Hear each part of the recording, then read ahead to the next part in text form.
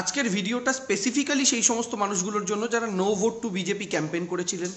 আজকের ভিডিওটা specifically civil সোসাইটির সেই সমস্ত মানুষগুলোর জন্য যারা বিজেপিকে যেন আটকানো যায় সেই চেষ্টা করেছিলেন এবং no vote to BJP campaign করেছিলেন। মমতা বন্দ্যোপাধ্যায় তাদের ধন্যবাদও জানিয়েছিলেন ভোটের ফলাফলের দিন। তো এদের এই সিভিল সোসাইটির এই যে মানুষগণ এবং নো ভোট টু বিজেপির একাংশ, তাদের মধ্যে কিছু কিছু মানুষ, অনেকে আমাকে পার্সোনালি তাদের মনের কথা বলেছেন বা অনেকে হয়তো সোশ্যাল মিডিয়াতে ওপেন লিখেছেন এবং তৃণমূল কংগ্রেসে কিছু জয়নিং নিয়ে, তৃণমূল কংগ্রেসে হওয়া কিছু জয়নিং নিয়ে তারা হয়তো অনেকে ব্যথা পেয়েছেন, কষ্ট পেয়েছেন বা তাদের মনে কিছু প্রশ্ন উঠেছে। তাদের বক্তব্য হচ্ছে যে এদের ছাড়াই যদি তৃণমূল কংগ্রেস জিতে থাকে, সো কল্ড এই সাম্প্রদায়িক দলের নেতাদের বা যাদেরকে আমরা পরাজিত করলাম, যাদের আদর্শকে, সেই দলের নেতাদের তৃণমূল কংগ্রেসে আনা মানে কি আমরা যারা নো ভোট টু ক্যাম্পেইন করলাম বা আমরা যারা বিজেপির বিরুদ্ধে আন্দোলন করলাম, একটা জনমত তৈরি করার চেষ্টা করলাম, তাদের সাথে বিশ্বাসঘাতকতা নয়? হয়তো স্বাভাবিকভাবেই প্রশ্নটা তাদের মনে উঠতে পারে। এখানে আমি আমার ছোট বুদ্ধিতে আমি 3টে পয়েন্টে উত্তর দেবো, আপনারা একটু ভাববেন। বিশেষ করে আমি আমার বাম বন্ধুদের উদ্দেশ্যে, সে আপনারা সিপিএম সাপোর্টার হন বা নন সিপিএম বাম হন, আপনাদের উদ্দেশ্যে আমার এই বক্তব্যটা একটু শুনবেন, একটু বুঝবেন। আমরা প্রত্যেকে জানি বাংলায় বিজেপির কোর ভোট অর্থাৎ যে বেস ভোট ব্যাংক সেটা হচ্ছে 6%।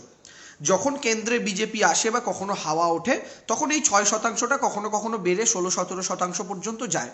কিন্তু বেস বিজেপির যে ভোট, আর বিজেপির বেস ভোট মানে কি, এই বিজেপির হিন্দুত্ববাদ এই আদর্শে অনুপ্রাণিত বা আরএসএস এর আদর্শে অনুপ্রাণিত যে ভোট ব্যাংক সেটা হচ্ছে 6%, যেটা বিজেপি খুব খারাপ সময়ও বাংলায় পেয়ে এসেছে। অর্থাৎ এটাকে আমি কোর ধরতে পারি। তারপরে এই যে বিজেপি ধরুন গত লোকসভা নির্বাচনে 40% ভোট পেল এবং এই বিধানসভা নির্বাচনে 38% ভোট পেল। এই ভোটটা কি?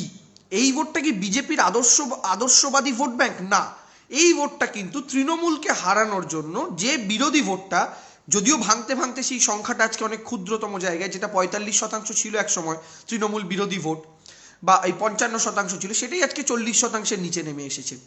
তো এই যে বিরোধী ভোটের অংশটা, এটা কখনো বাম কংগ্রেস, কখনো বামফ্রন্টের দিকে ছিল তৃণমূল ক্ষমতায় আসার পর 11 সাল থেকে, কখনো বাম কংগ্রেস জোটের দিকে ছিল, আবার যখন এই বিরোধী ভোট মনে করেছে যে বামেদের দ্বারা তৃণমূলকে রোখা সম্ভব না, তখন এই বিরোধী ভোটটাই এক কাট্টা হয়ে বিজেপির দিকে গেছে। অর্থাৎ এই ভোটটাকে আপনি তৃণমূল বিরোধী ভোট বলতে পারেন, রাদার বিজেপির আদর্শে অনুপ্রাণিত ভোট। অর্থাৎ এই ভোটটা কিন্তু শিফটেবল, কারণ এর আগে এই ভোটটা 3বার অলরেডি শিফট হয়েছে। 2011 সালের পর 14 সালে বিজেপিতে কিছুটা শিফট করেছিল, যখন বিজেপি 17% পর্যন্ত ভোট পেল 2014-এ, তারপরে আবার 16-এ বামেদের দিকে শিফট করলো, তারপরে 16 অনওয়ার্ডস পরবর্তী সময় এটা আবার পুরোপুরি বিজেপির দিকে শিফট করলো, তখন বিজেপিকে প্রায় 40% নিয়ে চলে গিয়েছিল। আজকে আমরা যারা বিজেপি বিরোধী, আমরা যারা চাই বিজেপি এ রাজ্যে না আসুক, বা সোজা কথা এই রাজ্যে বিজেপি কোনো ফোর্স না থাকুক, শুধু প্রথম ফোর্স তো নয়ই, এমনকি দ্বিতীয় ফোর্সও নয়, বিজেপির কোনো কন্ট্রিবিউশনই বেঙ্গল পলিটিক্সে না থাকুক, আমরা যারা প্রত্যেকে নো ভোট টু বিজেপি বলেছিলাম বা আপনারা যারা বলেছিলেন, তাদের তো মূল উদ্দেশ্য এটাই ছিল, শুধুমাত্র বিজেপিকে ক্ষমতা থেকে আটকানো নয়, আলটিমেট উদ্দেশ্যটা তো বাংলার মাটির ত্রিসীমানা থেকে বিজেপিকে দূরে রাখা। এবার আপনারা সাইকোলজিক্যালি ভেবে দেখুন, ধরুন বিজেপির 1 2 3 নেতা ক্রমাগত তৃণমূল কংগ্রেসে যোগ দিচ্ছেন এবং তারা বড় মাপের নেতা, তাদের মধ্যে ম্যাক্সিমামেরই কোনো আরএসএস ব্যাকগ্রাউন্ড নেই। তারা 2014 সালে অনেকেই সেই সময় নরেন্দ্র মোদীর হাওয়ায় বিজেপিতে যোগ দিয়েছিলেন, তাদের মধ্যে কিছু শিল্পীও ছিলেন, ধরুন বাবুল সুপ্রিয়র মতো যারা গিয়েছিলেন তাদের উদাহরণ দিই। বাবুল সুপ্রিয় তো আর আরএসএস করা ব্যক্তি নন, বিজেপির হিন্দুত্ববাদের আদর্শ অনুপ্রাণিত নন, তিনি 2014 সালে যোগ দিয়েছিলেন, বিজেপি থেকে মন্ত্রী করেছিল, স্বাভাবিকভাবেই মন্ত্রিত্ব যিনি রয়েছেন তিনি তো আর হুট করে সেখান থেকে বেরিয়ে আসতে পারেন না।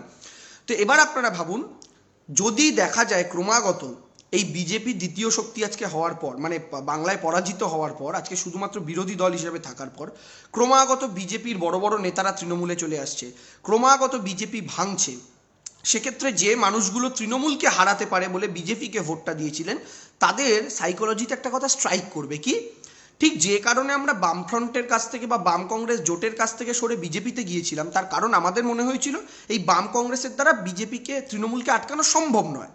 আজকে তো আমরা বিজেপিতে গিয়ে দেখছি বিজেপির দ্বারাও আটকানো সম্ভব নয়, কারণ এই বিজেপির অর্ধেক নেতাই তো তৃণমূল কংগ্রেসে পুনরায় চলে যাচ্ছে, যাদেরকে আমরা ভরসা করে ভোট দিলাম তারাই তৃণমূল কংগ্রেসে চলে যাচ্ছে, যারা সবচেয়ে বেশি ভোকাল ছিলেন বিজেপির হয়ে তারাই তৃণমূল কংগ্রেসে চলে যাচ্ছে।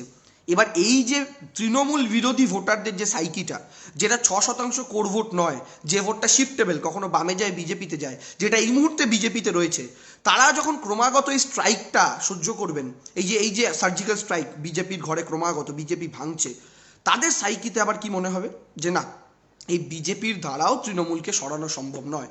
ঠিক যেটা একসময় 2016 পরবর্তী সময় তাদের মনে হয়েছিল বামফ্রন্ট কংগ্রেস জোটকে নিয়ে বা র্যাদার বামফ্রন্টকে নিয়ে।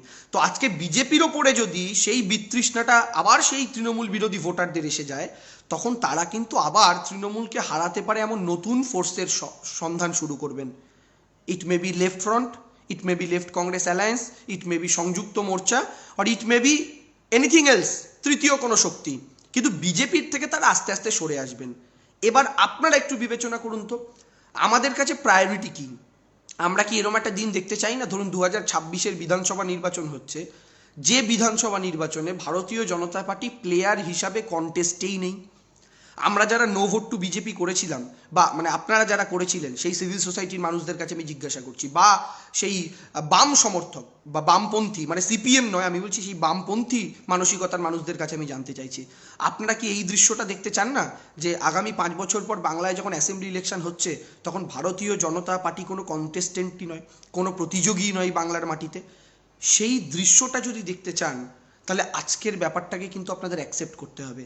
আজকের ব্যাপারটা কিন্তু সেই লক্ষ্যেই পথ চলছে বলে একজন পলিটিক্যাল অবজারভার, একজন রাজনৈতিক কর্মী বা তৃণমূল কংগ্রেসের মুখপাত্র দেবাংশু নয়, একজন পলিটিক্যাল অবজারভার হিসাবে এটা আমার ধারণা যে এটা কিন্তু এই দিকে লিড করতে পারে।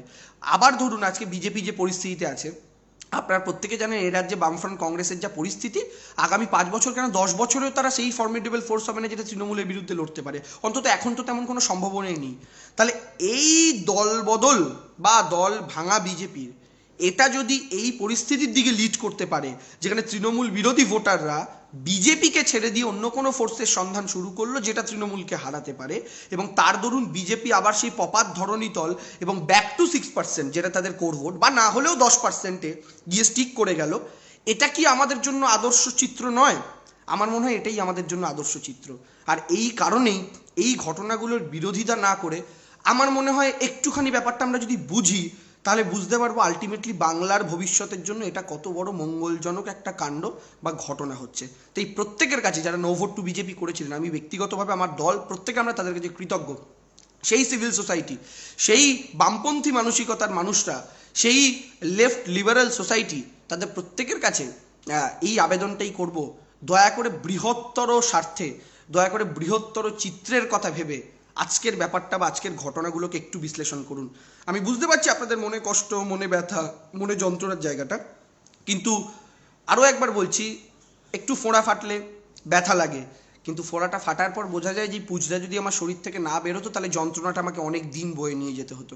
দয়া করে এইভাবে একবার ভেবে দেখবেন, এইটুকুনি অনুরোধ থাকলো। Thank you very much. বোঝাতে কোথাও যদি অক্ষম হই ক্ষমা করবেন।